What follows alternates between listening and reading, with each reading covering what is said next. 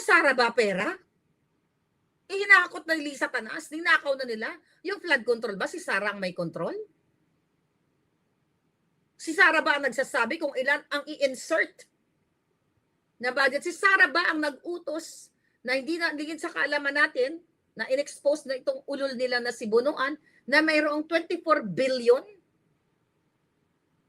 na leadership fund na inallocate ang pondo for 2026? Ito? 2026, di ba? Para sa mga distrito nila na wala kayong maramdaman? Si Sara ba? Sige nga. Halos ayaw ng kanilang budgetan si Sara Duterte. Si Sara pa rin ang may kasalanan? Ito mga putukan na ito, ganyan-ganyan, si Sara pa rin ang may kasalanan? Samantalang sila sa likod ng kamera, hakot sila ng hakot ng pera. Sisisihin pa ang mga Duterte. Meron pa silang sinisiyo kasi 7 years na yan. Sabi ni Vince Botike, yung ulol na yan. Kasi 7 years pa yan, o whoever, basta sa Bangag administration, 7 years pa yung mga ano na yan, yung na, anong tawag doon sa may pumping station. Okay? Yung sa pumping station daw na barado, at ito daw ay hindi gumagana, the reason why nagkaroon kayo ng baha. Putang ina, 7 years ago. Mamamatay na lang si Bangag or matatanggal si Bangag. Meaning, palpak ang DPWH, palpak sila. 7 years, ngayon yun lang nalaman na hindi gumagana yung putang inang pumping station na yan. Dapat sinyot kayo lahat dyan. Na-open ba ang Presidente, Office of the President, para ipakita sa taong bayan? Ganun yung konteksto, ha? Na kung ano yung mga expenses. Ang sagot ng gago, ang layo. Hindi nakikita naman eh. Hindi naman sinisikreto. Hindi daw sinisikreto yung travel ni Bangag. Nakikita naman daw. Ang bobo, pinaka-bobo at pinaka-impacta. Effective siya sa pagiging impacta niya. There are two sides to this. Sinasabi yung flood control, talagang na-overwhelm ang flood control natin. May flood control tayo, hindi kaya. Hindi talaga kaya dahil sa buong kasaysayan ng Pilipinas, wala pang ganito. Ngayon lang natin haharapin ito. Kaya dapat maunawaan talaga ng tao, hindi lamang yung budget ko, hindi kung ano yung science. What's the science? Follow the science. See what's happening. Tignan ninyo, hindi lamang dito. Nakita nyo ba yung nangyayari sa Espanya? Nakita nyo ba yung mga nangyayari sa iba't ibang lugar? Sa States, yung mga nangyayari. Ganyan din. Sa bundi, sa mga lugar. Ulol! Ngayon lang nangyari yan.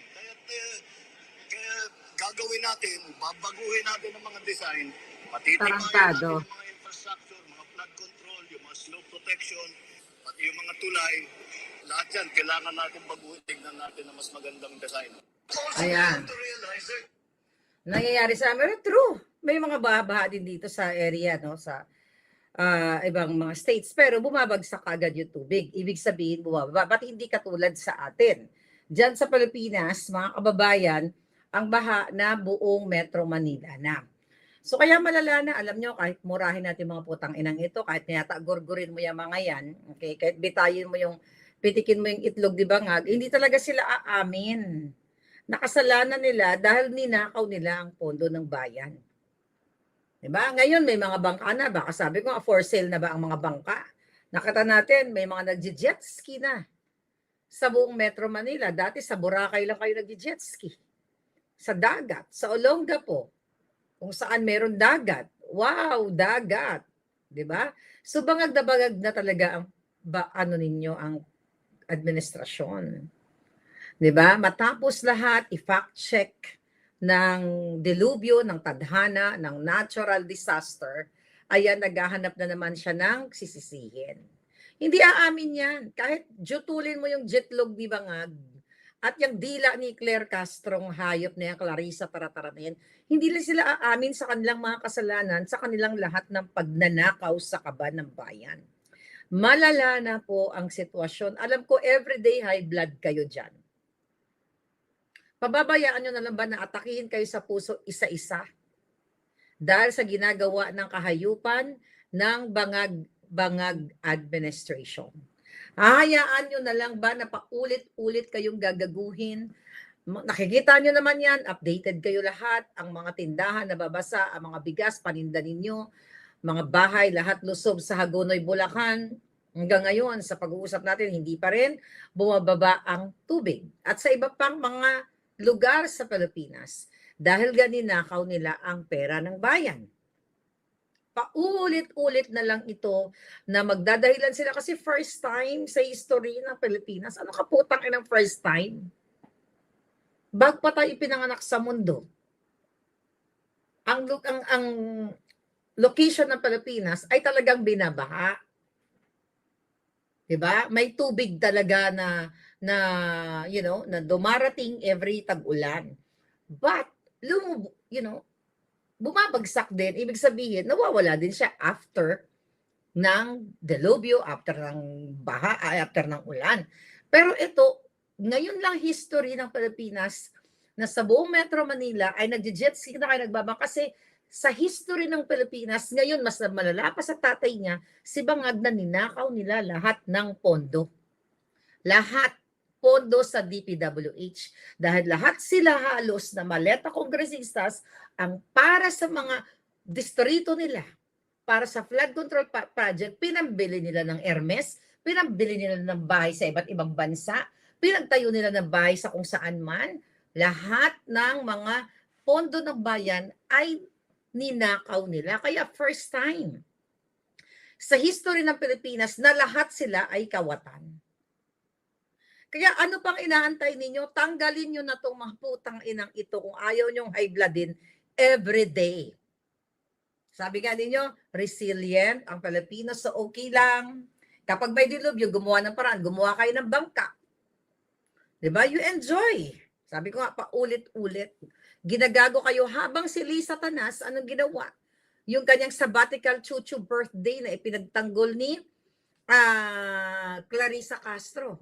Okay? Ano ang sinasabi ng pagtatanggol dyan ni Clarissa Castro? Hindi daw kasi ang Lisa Tanas daw, mga kababayan, ay busy naman. Okay? Busy naman daw sa katutulong sa kanyang love for all chuchu-chuchu, kaya parang pagbigyan na natin na siya ay nagbe-birthday dahil po kailangan niya din magpahinga.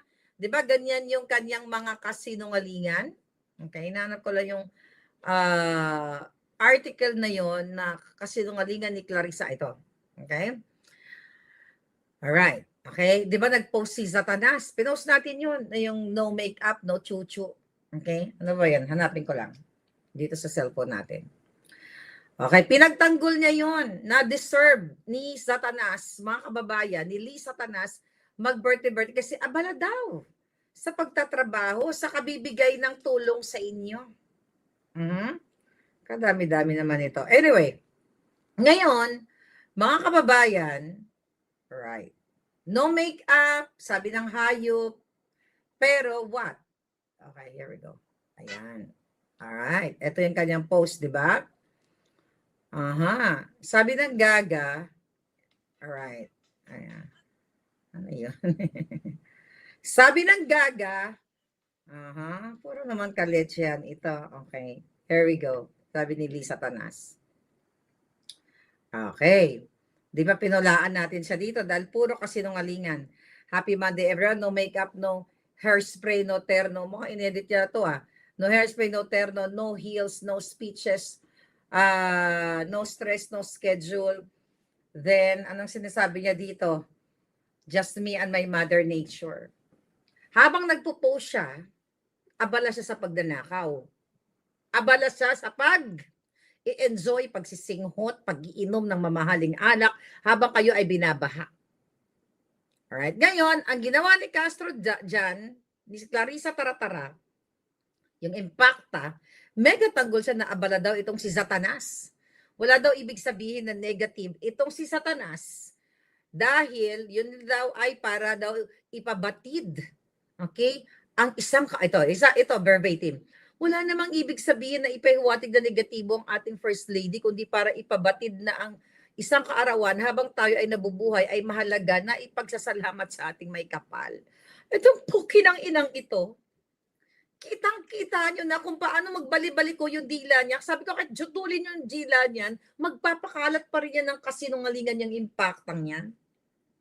Walang ibig sabihin na negative ang ating person, kundi pabatid ang isang kaarawan. Putang ina, minalas ng Pilipinas dahil may isang demonyong ipinanganak sa Pilipinas sa katauhan ni Lisa Marcos, kawatan, kidnapper, bigaon, ano pa, addictus, minalas ang Pilipinas. At kung magbe-birthday ka, okay, importante ba ang birthday ng hayop niya kaysa sa kayo mga binahaan? Of course, importante yung birthday nila kasi may pulburon session. Di ba? May pulburon session. Ano ginagawa nila? Imbitado ang mga illegal, ang kanilang mga kasabwat na mga illegal na mga Chinese na illegal importer na kumikita. Di ba? Nagpapalit ng mga labels para i-export dito sa Amerika para makabawas taxes. You know that? Makabawas taxes, idadaan sa Pilipinas sa utos ni Bangag Administration ni Zatanas para sila maghati-hati. Abala sila dyan sa kanyang birthday, sa kanilang pag-uusap. Habang umiinom, wala silang pakialam sa inyo kahit baain kayo. They don't care about you. Ipapaputol ko lahat ng julo nila o lahat ng juto nila kung may care ang Bangag Administration sa inyo. Nakikita niyo yung ginagawa ni Zatanas? Kasi kapag adik ka or nalulunod ka sa kapangyarihan niya. Dahil siya naman talaga ang presidente behind the scene. Siya lahat ang nag-uutos kung ilan ang nakawin sa ganito, sa ganyan. Wala silang pakialam sa inyo. Yung mga love for all, bigay-bigas, ganyan-ganyan, bullshit yan. Pakitang tao, optics yan. Diba? Sabi ni Sir Maang sabbatical butod, pero dito mitigil sa pangdanakaw. Exactly. Pagpapahinga, diba? Nagpapahinga, nag-rest daw siya, diba? No makeup, pero hindi siya nagpapahinga. Good point, Sir Maang. Hindi siya nagpapahinga sa pagdanakaw, panggigipit, pag-uutos sa maleta kongresista para gipitin si Sara Duterte, para gipitin ang taong bayan, para pag nakawan kayo, kaya baha dito, baha roon. Tapos kayo naman, tawa-tawa lang, maggawa lang na kayo ng mga bangka-bangka. This you enjoy your life kahit sa baha. Habang kayo ay walang habas na pinagnanakawan ng Bangag Administration, lalo na yung putang inang hayop na Lisa Marcos na pinakakawatan sa lahat. Kahit tadtarin nyo ng pino yung putang inang yan, hindi niya kayang bayaran ang lahat ng mga pinatay nila dahil sa baha. Lahat ng mga ginurgur nila, lahat ng mga ginutom nila, na mga Pilipino, hindi kayang bayaran ng buhay nilang lahat. Kaya dapat sila bitayin, sabi ko sa inyo, di ba? Ngayon, dahil si Clarissa Impacta Castro, dahil likas na sinungaling, nuknukan, sabi ko, kahit jutulin mo Gila niyan, hindi pa rin yan titigil sa pagsisinungaling. Kitang-kita mo, di ba? Na hirap siya. Dahil tinanong ng reporter, anong masasabi mo dahil pinulaan siya ng mga taong bayan, ng mga, hindi na nila kaya yung mga comment ng tao. Hindi na nila kayang pigilin sa mga Facebook page ni Bangag at ni Zatanas. When I say hindi na kaya ng trolls nila. Kahit gaano karami ang trolls. Kasi marami naman nagising na Pilipino na nilulusob sila sa kanilang Facebook page. Kahit nagbalik-balik ko ang dila ni Castro Impacta, gagawin niya talaga yan kasi bayad ang pagkatao niya. Yang putang ina mo ka, Castro. Hindi ka forever magpapakalat ng kasinungalingan. Alam mo pag may hindi natin alam, may isa lang na ramintado. May isa lang na maswerte ka pa nga dahil yung mga taga Vancouver hindi marahas eh. May isa lang na 2, 3, 4 na magoramentado sa lahat ng kasinungalingan nila. Tapos na yung mga yan eh. Sa lahat ng kasinungalingan nila, lahat ng pambababoy nila sa taong bayan, may isa lang dyan na magsawa na sa kasinungalingan at pagnanakaw ni Zatanas. Pagbabayaran nila lahat ang kanilang mga pagnanakaw at kasinungalingan. Ano pa sabi ni Castro? Hindi naman po rin nagkulang ang ating First Lady sa kanyang pagtulong. Saan? Sa pagbigay ng bukbukoy bigas. Sabi niya, hindi niyo man siya nakikita madalas, pero behind the scene, alam natin kung ano po ang ginagawa. Behind the scene, alam namin ang ginagawa ni Zatanas. Katuwang po siya ng ating Pangulo, yes, katuwang sa pagnakaw ng bayan, katuwang sa pagsingot, katuwang sa paglaklak ng alak, katuwang sa pag-fabricate ng mga crimes sa mga kaso, katuwang sa pakikipagsabuatan sa maleta kongresista, sa Senado, sa Kongreso, para tamnan ng kaso ang mga taong kritiko katulad ni Marcoleta, now Alan Cayetano, now Lauren Ligarda, Leandro Leviste na nag-expose dito sa Cabral Files na hinahabol na rin nila. Katuwang nila, ano sabi niya? Ano sabi ni Castro? Ayan, behind the scene. Ito ang ginagawa nila. Behind the scene, inuubos nila yung pera. Yan ang hindi nyo nakikita. Behind the scene, tinatransport nila ang pera. Kaya ganyan kayo kabayan. Tatanga kasi ng mga Pilipino ngayon eh. Lalo na yung mga bangagan at saka puluwan. Hindi kayo kasali mga palangga. Tanga ba kayo? O okay lang sa inyo pag nakawan kayo? Harap-harapan na nagsisinungaling itong mga ito. Ano, di ba dati? Balikan natin. Noong 2022, Agosto, ako lang ang mag-isang nagsalita laban sa mga hayop na ito. Ako ang nag-expose lahat ng pagnanakaw. And look at you now. Kasama ko na kayo, pero kulang pa rin. Kailangan nyo silang lahat tanggalin. Paano matanggal? Tanggalin nyo si Bangag. Diba? Tanggalin nyo lahat. Muna isa lang naman ang ulo kailangan natin eh. Tama yung sinabi ni Basti. Isa lang. Pag natanggal nyo si Bangag, chain reaction na yan lahat. Mawawala na lahat ng mga demonyo na ina-appoint niya, katulad ni Claro, na mismo ang nag-o-author para pasinghutin, ayon sa testimonya sa drama na ginawa natin, pasinghutin ang mga kababaihan ng pulburon. Ito ang inyong Bangag administration. Malala na silang lahat. Kapag malala ka na at akala mo ikaw na pinakamakapangyarihan na wala na magagawa yung Pilipino kasi hawak nyo na yung batas, nababayaran na lahat, hawak ang AFP, PNP, namamalitahan, wala na silang takot. Kahit anong kasinungalingan na gagawin nila, ay hindi nyo naman kaya eh. Bayad na namin yung AFP, bayad na namin yung PNP. Kaya kahit anong kasinungalingan ni Castro, kahit anong kasinungalingan ni Bangag na isisi sa siyensya ang baha, na first time in the history sa buong mundo, buong Pilipinas, okay lang sa inyo kasi you don't care? O you care? Pero duwag kayo, ayaw nyo manindigan? Isang ulo lang ang kailangan nyo para matapos na lahat ng pagigipit nila. Ulo ni Bangag. Para tanggalin yang mga yan. Tama si Basi, isang ulo lang. Pag natanggal na yan, ipapasukan natin lahat ang pera sa butod ni Lisa Marcos. Yung ninakaw ni Sandro Marcos na expose ni Manong Chavez Singson dyan ng almost 10 billion na flood controls. Ang ninakaw ni Tambaluslos na in-expose din na dati nilang kasama ni Zaldico. Lahat sila. Ipapasukan natin. Kung pwede nga, tagtarin natin ng pinong-pino, panlunok natin ng buo sa kanila. Kung ako kay Sara, pag ako naging presidente, kung ako si Sara, literal papalunok ko lahat ng mga ninakaw nila. I'm serious. Di ba na bitayin ako later on, magsumbong na kayo, human rights. Ipaparada ko silang lahat sa Luneta, papanoorin ng buong Pilipino. Ayan, Kimbo, yung Hermes na yan, yung Rolex na yan, lunukin mo ng buo. Ikaw, yung naputol ang tiil, sino yun? Yung kalalabas lang? Johnny, what's that? I-comment yun yan, palangga.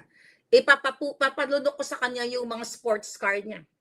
Yung ipinagyayabang ni Abante Dila, yung mga baril-baril na ano niya, papalunok ko ng buo sa kanila. Yan. Only in the Philippines. Kung ako presidente, lahat yan. Papalunok ko, ipapakita ko sa buong mundo kung paano ko mastigos sa mga kawatan. Yung mga prosecution, who's that? Pimentel, Johnny Pimentel. Thank you, Hazel Aquino. Yan, Johnny Pimentel na yan, mga collection niya, mga cars, lahat yan. O, umpisa mo lunukin ang Ferrari. Yung mga prosecution lawyers, yung si Kapunan, pag napatunayan ko, lahat yan. Kasi syempre, imbestigan mo, hindi ka na basta-basta magpapalunok. Pag napatunayan ko na si Kapunan ay nakatanggap ng isang maleta, yung matandang yan, ipapalunok ko sa kanya ang buong maleta sa harap ng sambayanan ng Pilipino, sa buong mundo, lahat ihiliray. I really don't care. Yan ang dapat ang ginawa ni PRRD noon. Kahit na bitayin, ikulong niyo ako, at least pinalunok ko sa kanila yung mga collections nila. Right? Pati mansion nila, ipalunok ko kung pwede nilang malunok. Nakaka-stress, di ba, ang buhay nyo dyan sa Pilipinas? Kung ako nga, nawala ako dyan, nai-stress ako.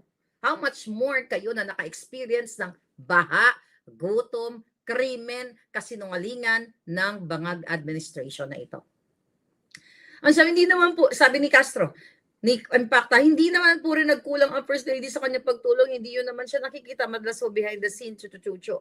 Okay, ano ko na yan. Aha. Ngayon, wala daw masamang intensyon. Walang masamang intensyon sa post. Sabi niya kasi, walang masamang intensyon daw sa pagpo-post. Papasalamat lang daw sa buhay, sa birthday, ang mensahe. No. Ang masama, wala sanang masama kahit magpag-grand party pa si Satanas. Kung ang mga tao ay habugana or prosperous, umaayos o komportable ang buhay nila. Kasi sabihin na natin, okay na yan.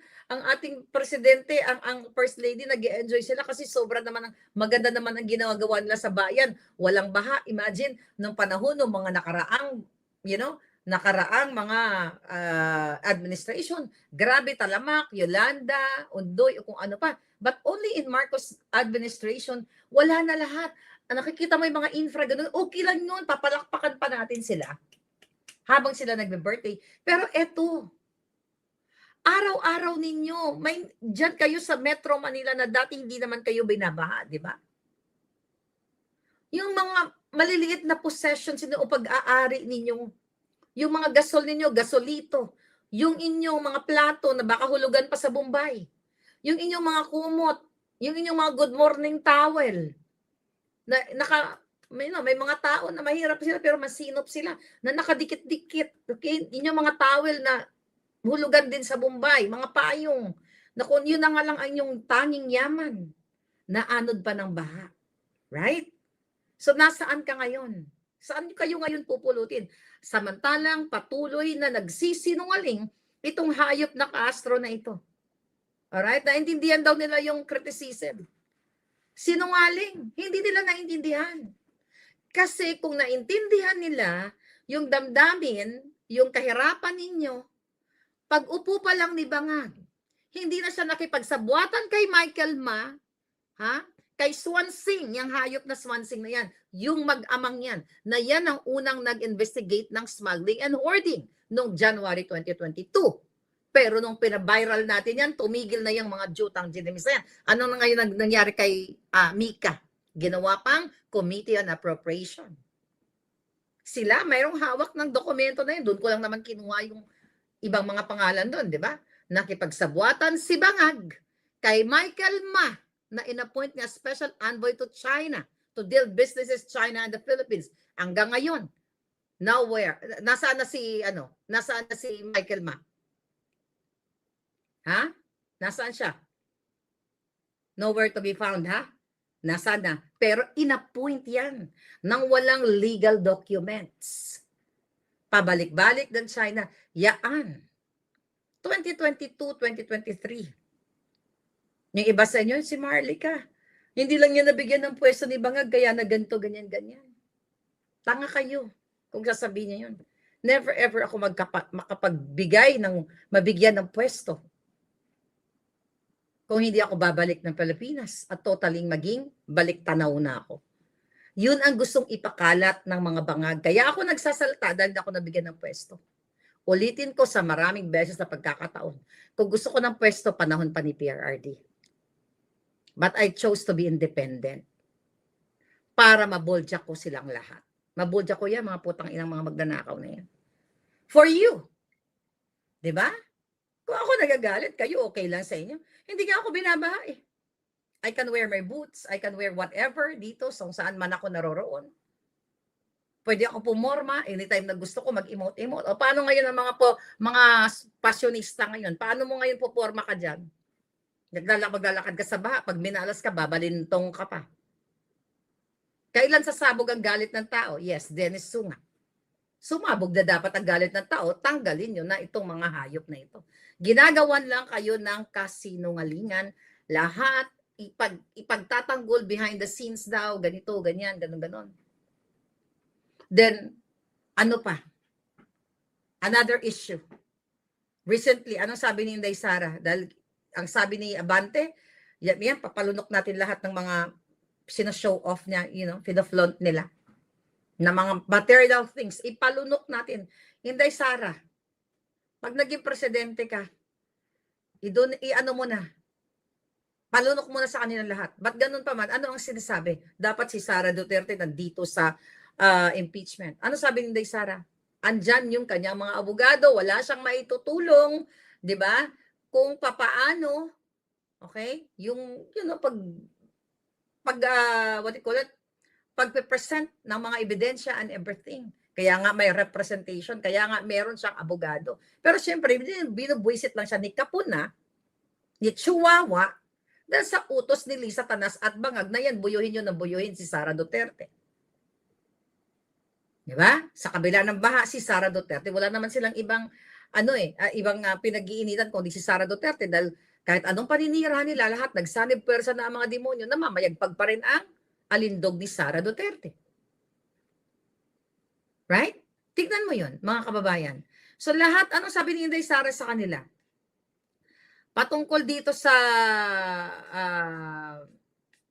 yung transparency and accountability when it comes to travel. Kasi 'di ba supposedly ta-travel si Inday ng Japan, then kinancel kasi bago siya mag-travel nagsa-submit, okay, ng travel advisory sa Office of the President.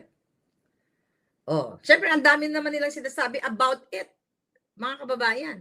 So ano ngayon ang sinabi ni Vice President Sara? Okay, kung gusto niya magpaka-transparent, okay? Yung gastos ng Bangag administration sa kanilang pagta-travel, ipakita sa taong bayan kung ano ang mga pinaggastusan nila. O anong sagot diyan? Anong sagot ni ni Clarissa Impacta? I think hanapin ko nga kung ito 'yon. Alright? Okay, hindi yan. Okay, hanapin natin. Meron sinagot dito, okay. Basta ang sagot niya na open naman daw. Sabi niya doon sa isang reporter, open naman yung open naman yung travel ni Bangag ng amo niya. Andiyan naman nakikita niyo, sabi niya doon sa reporter. Ang punto dito is yung expenses, hindi yung travel na umalis, lumipad, nag-optics. Alright? So, tinanong siya ng News 5 patungkol doon. Tinanong si Clarissa Impacta na open ba ang Presidente, Office of the President para ipakita sa taong bayan. Ganun yung konteksto na kung ano yung mga expenses. Ang sagot ng gago, ang layo. Hindi nakikita naman Hindi naman sinisikreto. Hindi daw sinisikreto yung travel ni Bangag. Nakikita naman daw. Ang bobo, pinaka-bobo at pinaka-impacta. Effective siya sa pagiging impacta niya na nakikita naman daw yung travel information, history ng Bangag administration nila. Yes, nakikita natin yung optics, pero yung gastos nila, kung sino-sino yung mga binitbit nila na tagapalakpak sa ibang bansa, anong ibig sabihin? Ulitin natin. Pag nagta-travel si Bangag, yung buong eroplano, 200 plus, yung sakay niyan to 16, let's say 200. Pinupuno yan ni Bangag na kasama yung kanilang mga yaya, ang kanilang mga trolls, yung iba dyan, yung mga negosyanteng mga illegal, nakasakay sila lahat dyan sa eroplano. Pinupuno nila yan, then merong event, katulad dun sa Vancouver, di ba? Kunyari, akala nyo, punong-puno ang daming mga Filipino. Pero, masasabi natin, maybe 200 or 150 ng participants dyan sa Filipino chuchu event na yan, bit-bit nila from Ilocos, from the Philippines. Para kunyari, taga-pak-pak-pak-pak, na kunyari maraming tao. Yan ang ginawa nila nung pumunta sila sa Amerika. Binibit-bit nila lahat. Gastos ng pera ng bayan. Yan ang punto ni Sara Duterte. Hindi yung ipapakita nila na lumipad sila. Natural. Hindi nila masisekreto. Pero yung iba, sinekreto na tulad ng F1, di ba? Noong unang upo pa lang ni Bangag na pumunta siya sa Singapore para manood ng F1. Okay? Yes, ang ganda. Yes, correct. Yung entourage nila, 1,200. Yun ang tagapalakpak. Yun ang taga binibitbit nila para kunyari maraming tao. Kasi dito lang sa Los Angeles nung pumunta yan sila. Los Angeles. Pumunta yung mga putang ina yun. Sa Amerika. Nagte-text brigade pa yung mga dating mga kasama ko sa Bangag administration. Alam mo ba kahit bakit sila pumunta doon? Kasi may pagkain daw. Kilala ko halos sa mga tao sa Los Angeles. Binayaran. May mga pagkain, may pa-cater sila. May pa-cater. Pera ng bayan. Nagre-recruit sila ng mga attendees para kunyari madagdagan. Pero iilan lang ang pumunta. Kilala ko ang hilatsa ng mga bituka, ng mga Marcos supporter dito sa Amerika. Di ba naturingang taga-Amerika na, mga patay gutom. Pagkain lang natataranta. Dahil libre. May pakimkim pa. Yan ang katotohanan. So ngayon, mga kababayan, okay? Yan ngayon ang sinasabi ko sa inyo. Actually, itong mga pinagbabanggit natin, halos araw-araw ko na itong sinasabi sa inyo na malala na itong gobyerno ninyo. Malala na ang Pilipinas. Kung hindi kayo kikilos ngayon, kailan kayo kikilos? Antayin nyo pa yung susunod na baha uli? Hindi ba ako nagkamali sa sinabi ko sa inyo? Last year, nung sinabi ni Bangag na may 5,500 control, 5,500 flood control, babalikan natin uli kasi nakakalimot ang Pilipino eh. Nung pumutok ang baha, ano ang sabi niyan? Kasi binangga ng barko ang flood control. Di ba yun mga dahilan ni Bangag? Ang daming sinisisi. Magsulat kayo dyan, binangga ng barko ang flood control. Alright? Hindi mapigilan kasi bumabaha talaga. Then, nakita nyo, di ba? Ang sabi ko sa inyo noon, antayin nyo pa ba ang susunod na ba? Inantay nyo talaga ang susunod na ba? May sumunod, may sumunod, may sumunod.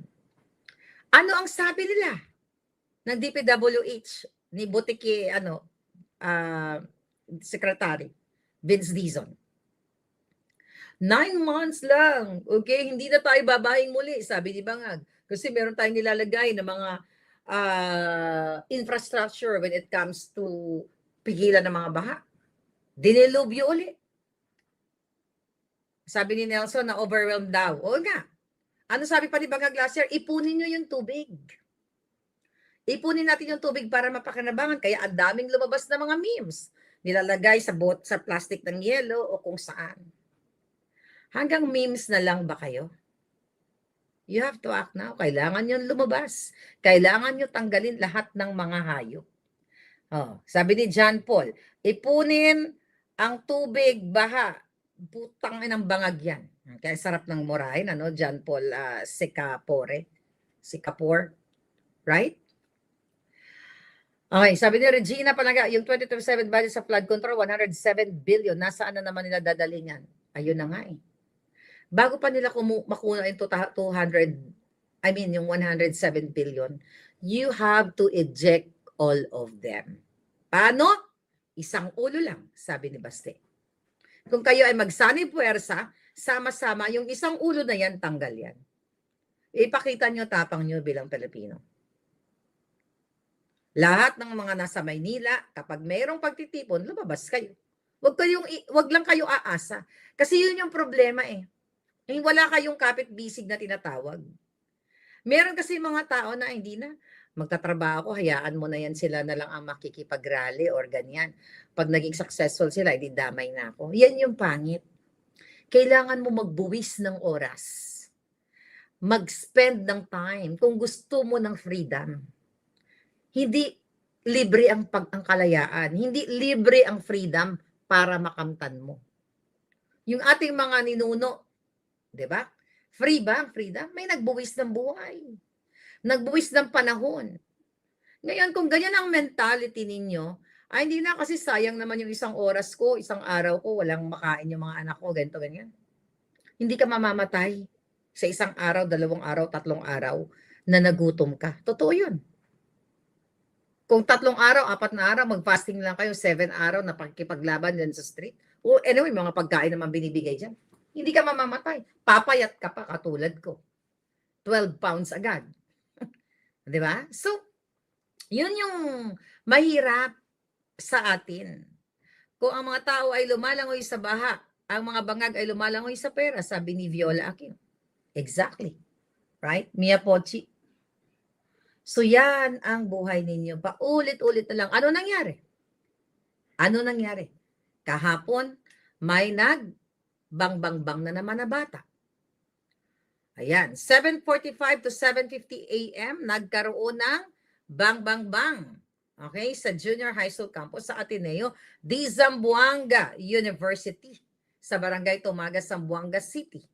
Ano ang sinasabi niyan? Grade 9 student ang pumasok sa eskwelahan para naka-live pa para magbang. So, based sa report, okay, ayon sa mayor, una daw nakapasok ang estudyante sa isang classroom sa 4th floor at bang yung guro. Napanood ko yung video pero hindi natin ipapakita. Dumaplis lang.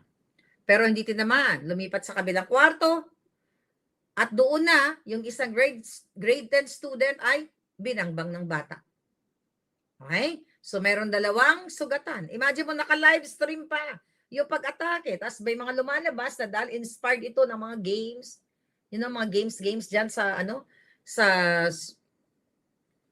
digital, dito sa internet. Ano ang sinasabi dito? Kinumpirma ng mga opisyal na bahagi ng insidente ay na-broadcast sa social media. Okay? Dahil meron siyang suot na body-worn camera. Alright. So nakita sa verified footage ang pagpasok sa mga hallway, classroom, at habang nagbang. Napanood ko yon. Then, after ng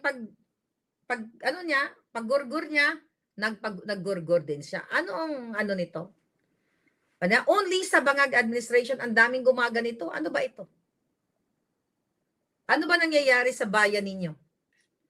Right? Ang balita, based sa investigation, ang na-recover sa kanya ay Glock pistols, okay, kasama ang firearms bag at backpack, okay? Then, ano ang sinasabi dito? Napag-alaman na ang baril na dala niya ay registered yung tatay niya ay nagtatrabaho sa Bureau of Customs. Nasaan? Anong ginawa ng tatay niya? Bakit hindi sinecure yung mga baril na yan? Dapat yan ay nakalock. Then, according sa report, may security guards naman ang eskwelahan. Okay? Kaya, binibistigahan pa rin daw. Kaya dapat talaga higpitan na yung mga body frisking, mga ganyan, or metal detector. Then, ang tatay ng bata na gumurgor at ginurgor niya yung sarili niya ay customs officer. Yan. Ayon sa Bureau of Customs, alright, ay rehistrado, okay? Alright, ito. Isa sa firearms ay naka-registered, habang yung isa daw ay personal license firearm nung kanyang tatay.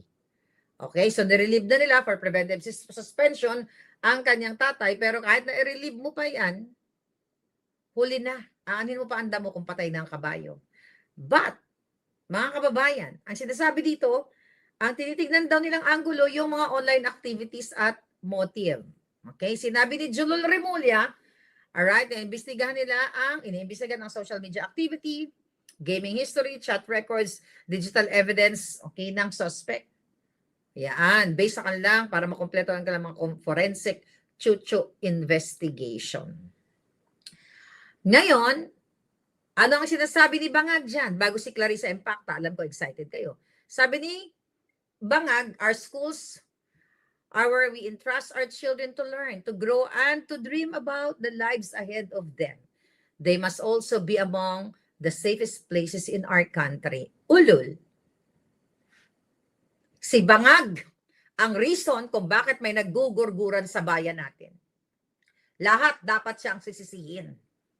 Okay? Dahil ito, kung maimbestigahan ito, yung in-appoint dyan sa Bureau of Customs, hindi pa tapos ang investigation. Roblox online games, Mobile Legends Shadow, sabi ni Calix. Ayun na nga. Oh. Pero alam mo, kahit mga nagro-Roblox yung mga yan, kung may guidance din naman talaga ng magulang, or may mga pangyayari kasi na may saltik talaga yung bata. And I don't think itong batang ito ay mayroong mabuting pamilya. Kasi nagsisimula ang lahat sa bahay. Baka mamaya yung kanyang mga magulang, dahil sa Bureau of Customs, bigay lang ng bigay ng pera, okay? Maraming pera, yung bata wala nang time sa kanya ang kanyang mga magulang. Tama ron, hindi lang sa games yan. Marami naman nagro-Roblox. Roblox ba pigkas dyan? Narinig ko na yan, matagal ng panahon. Marami naman nagaganyan na hindi naman nanggugurgur. Diba? Kulang yan sa aruga. Hindi natin alam kung ano pa ang reason yan. Okay? Kaya nga, di ba, ang anak mo dapat babantayan mo. Kaso lang, ang sinisi ng Bangag Administration ni Clarissa Impacto ay ang mga teachers. Kayo na ngayon ang may kasalanan. Ano ang sabi niya? Kahapon, okay, dito kasi nakikita na parang natotolerate pa ang pagbabanta sa buhay. Iko-connect na naman niya kasi sa mga Duterte to eh. That was isolated case na hindi natin alam na yung batang yan kulang sa aruga, may saltik sa utak. Marami kang titignan na anggulo. Hindi ka kagad mag-jump into conclusion na sisihin mo, dito kasi nakikita na parang natotolerate pa ang pagbabanta sa buhay. Papasok na naman to kay Inday Sara, right? Tama, mali. Comment kayo dyan. Dito kasi itong sagot ni Clarissa kaso, nakikita parang natotolerate pa ang pagbabanta sa buhay, pagkilala na may assassin at handang gumurgor. Diba si Sara na naman? Anong kinalaman ni Sara Duterte doon? Sino ba ang tunay na may banta sa buhay? Si Sara Duterte. Tinanggalan nila ng PSG. Alam niyo naman, 75 plus mga PSGs. Oh, dito pa lang sa linyahan ni Castro, nasa utak niya, si Sara na naman. Basahin ko sa inyo, ito verbatim. Dito kasi nakikita na parang natotolerate pa ang pagbanta sa buhay, pagkilala na may assassin at handang gumurgor. Hindi pa nga nila alam kung anong dahilan. This was yesterday. Kung ano ang reason kung bakit gumurgor yung batang yun. Hindi po ito magandang ehemplo. Yun ang sabi niya. So, ang layo-layo, di ba? From Zamboanga pupunta kay Sara Duterte. Kasi yan sila every single day, lahat ng pangyayari dapat sisihin ng mga Duterte. Si Sara, si Sara, si Sara. Kaya ang namumutawi sa bunganga ni Impacta Castro, dahil yun yung utos sa kanya ni Satanas. Malala na yung mga hayop na ito. Alright? Sabi sa balita, okay, binigyan daw diin ang papel ng mga matatanda, magulang, paaralan at mga guro sa paggabay sa kabataan. Okay? Pero nasisi na si Sara Duterte, di ba? Alright. Ngunit, anong sabi niya dito? Ang sabi niya dito, ngunit naging controversial ang pahayag niya nang banggitin niyang may ilang guro. Ayan. May ilang guro ring umano'y lumalabag sa tamang asal at moralidad. Anong sabi ng hayop na yan? Where is that? Okay? Ay, buhay. Okay? Here we go. Ano ang sabi niya? Okay. Ang sabi ng Gaga, ito. Dito kasi nakikitang ayan. Dito kasi nakikita na parang natotolerate na. Ayan, yun yung nga yung binabasa natin. Tapos, nagpakita siya today. Was it today? Ito pala. Mismo, ang ibang mga guro ay lumalabag sa ganitong klase ng moralidad. Sila minsan ay nagtuturo sa kanilang mga estudyante kung paano maging walang modo. Saan ang galing yun? Mayroon pala nag-viral na teacher, mga kababayan, na nagturo, okay, here we go, sa kanya daw mga estudyante ng salitang, eto, pinicture natin yan. 5 hours ago, na offensive remark daw ang ginawa ng isang guro na ang i-visualize niyo sa isang board, ang isang certain na guro na naghingi na daw ng sorry, ang presidente ay A, bang buang, bangag. Okay? Doon sila nagagalit. Totoo naman bangag si Marcos Jr. Galit na galit sila sa totoong sentimiento ng mga teachers o ng isang teacher o ng taong bayan. So ngayon, kaya nagagalit sila sa teacher. Yung dating niya, kasalanan ngayon ng teacher kasi yung teacher ang nagtuturo sa estudyante ng walang modo. Hindi porket may isang teacher na matapang na lumaban sa katotohanan na sinasabi niya nung 4 months ago, 2 months ago, a month ago, doon sa Pisara, God, Pisara, di ba? Sa blackboard na yon, parang 40 years ago ko na uli narinig yung salitang Pisara na yan. Sa blackboard na yon na sinasabi sa estudyante na ang presidente natin ay bangag. Sisisihin mo doon sa nangyari sa Zamboanga? Yung teacher ba na yon na nagsulat na si bangag ay mga teachers ng batang gumurgur? Doon mo makikita na pikon sila and talagang laging isisisi ang mga Duterte. Anong kinalaman ni Inday Sara ng mga Duterte sa isang opinion, sa isang katotohanang emotion, pakiramdam ng isang teacher na alam niya bangag ang presidente niya? Anong kinalaman ni Sara Duterte sa aking opinion? Nagpapaalam ba ako kay Sara Duterte na, Vice President, magbablog ako ngayon na dudurugin ko yung mga putang inang ito? Yes, Barkadahan forever. Truth hurts.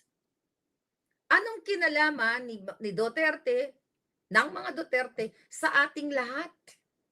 Kung ano yung sasabihin natin, sa dami natin. We're like millions and millions and millions. Anong kinalaman natin? Anong kinalaman nila sa atin? Ako nga, pag may nakita akong hindi maganda, sa kahit kanino, nagsasalita ako kasi hindi nila ako kontrolado.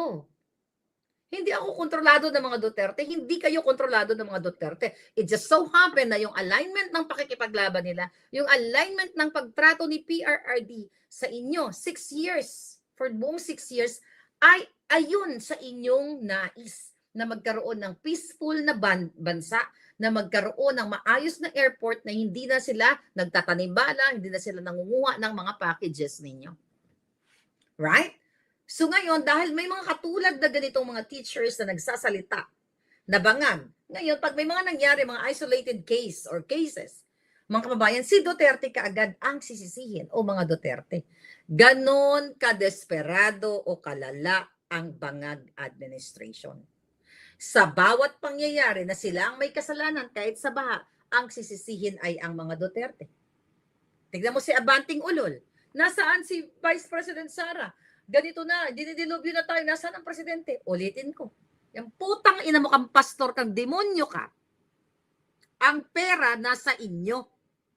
Na kay Bangag, na kay Lisa Canas, hinakot na ang pera ng bayan. Sisisihin mo si Sara Duterte? Dasa ninakaw na flood control? Putang ina nyo. Right? Sisisihin nila kasi wala na sila ibang sisihin. Dapat idiin nila ng idiin sa taong bayan. Si Sara ang may kasalanan sa baha. Na kay Sara ba pera? Hinakot na Lisa Canas, ninakaw na nila. Yung flood control ba, si Sara ang may control? Si Sara ba ang nagsasabi kung ilan ang i-insert na budget? Si Sara ba ang nag-utos na hindi sa kaalaman natin na in-expose na itong ulol nila na si Bunuan na mayroong 24 billion na leadership fund na inallocate ang pondo for 2026, ito? 2026, di ba? Para sa mga distrito nila na wala kayong maramdaman. Si Sara ba? Sige nga. Halos ayaw ng kanilang budgetan si Sara Duterte. Si Sara pa rin ang may kasalanan. Ito mga puto ka na ito, ganyan-ganyan. Si Sara pa rin ang may kasalanan. Samantalang sila sa likod ng kamera, hakot sila ng hakot ng pera. Sisisihin pa ang mga Duterte. Meron pa silang sinisiyo kasi 7 years na yan. Sabi ni Vince Botike, yung ulol na yan. Kasi 7 years pa yan, o whoever, basta sa Bangag administration, 7 years pa yung mga ano na yan, yung na, anong tawag doon sa may pumping station. Okay? Yung sa pumping station daw na barado, at ito daw ay hindi gumagana, the reason why nagkaroon kayo ng baha. Putang ina, 7 years ago. Mamamatay na lang si Bangag or matatanggal si Bangag. Meaning, palpak ang DPWH, palpak sila, 7 years, ngayon yun lang nalaman na wala, hindi gumagana yung putang inang pumping station na yan. Dapat sinyot kayo lahat dyan. Di ba, merong routine check-up yan? Whatever term na gusto nyo. Di ba? May mga routinary yan. Every 6 months, every year, every 3 months, may mga engineers. Titignan yung mga, what do you call it? Let's say yung mga spare parts nan, kung yan ay may mga bolts and nuts, iyan ba ay gumagana pa? Kung meron bang giring-giring, ano ganin ang giring-giring, parang sa conveyor, giring-giring. Kung yan ba ay may mga enough yung penetrating oil or grease, di ba? Nagumagana pa ba yung putang inang yan? 7 years, ngayon mo lang check upin kasi gusto mong sisiyan ng mga Duterte. Malala na ang bangag na ito. Lahat talagang sisisihin. Lahat. Ano ang sabi ninyo? Nung panahon, asan yung putang ina mga bangag na mga dilawan po yung klawan na ito? Galit na galit kayo kay Duterte noon sa kanyang Dolomite. Yes, Jocelyn, buti na lang hindi ako high blood. Dolomite, dahil tinambakan ni PRRD, binadgetan yung breakwater dyan, okay? Binadgetan yung mga basura dyan, pinagtatanggal, ginawang parang beach-like. Para yung mga karatig buok dyan sa Maynila, even homeless people, Filipinos, maka-enjoy man sa sunset. Di ba? Makalakad-lakad. Kaysa doon sa mga mabaho dati, you know, pinapasyal ko yung anak ko dyan nung kami, dyan sa Maynila. Anong ano dyan? Ano ang nangyari? Kinotsa nyo si Duterte. Oh, ganito, korap. Ganyan, Dolomite. Ano, makakain ba yung Dolomite? O, ang tanong ko ngayon sa inyo, mga jutang dinimis, makakain nyo ba yung basurang pinalutang ni Bangag? Makakain nyo ba yan? Ha? Sabi ni Claire Daniel, hinahanap nyo si Inday Sara. Gusto nyong tanggalin si Sara pero hinahanap nyo. Exactly.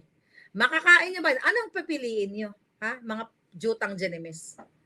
Yung Dolomite ni Duterte, na ginastusan, pero may nakita ka, at nakita mo yung mga Pilipino na walang pera, hindi makapunta sa Boracay, hindi makapunta sa mga beach, sa mga bonggang-bongga, at least man yung naglakad-lakad sila, yung mga anak nila dyan, bili sila ng chichirya, ng soft drinks na sa plastic, lakad-lakad, makita man lang yung sunset, na hindi basura. Oh, now, ano? I don't know, anyone, anong nangyari ngayon dyan sa Dolomite? Ngayong baha? Parang wala ako nakitang update. May update ba? Binaha rin ba yung ano, diyan sa area na yan? Tignan nyo nga, baka may makita kayo sa inyo sa akin. Ano ngayon? Buong Metro Manila, hindi Dolomite. Basura. Mga gamit na pinag-ingat-ingatan ninyo, ayun, lumutang na. At ngayon, nag-iisip na kayo ngayon, nabibili ng bangka, jet ski, yung may pera. Para nga naman ang angas mo, di ba? Pag nasa Maynila ka, boom, boom, naka-jet ski ka, yung mga kapitbahay mong mga walang pera, ayan, lumutang kayo dyan sa baha. Yan ang katotohanan. Kung di pa kayo magigising, kasalanan nyo na talaga sa buhay ninyo.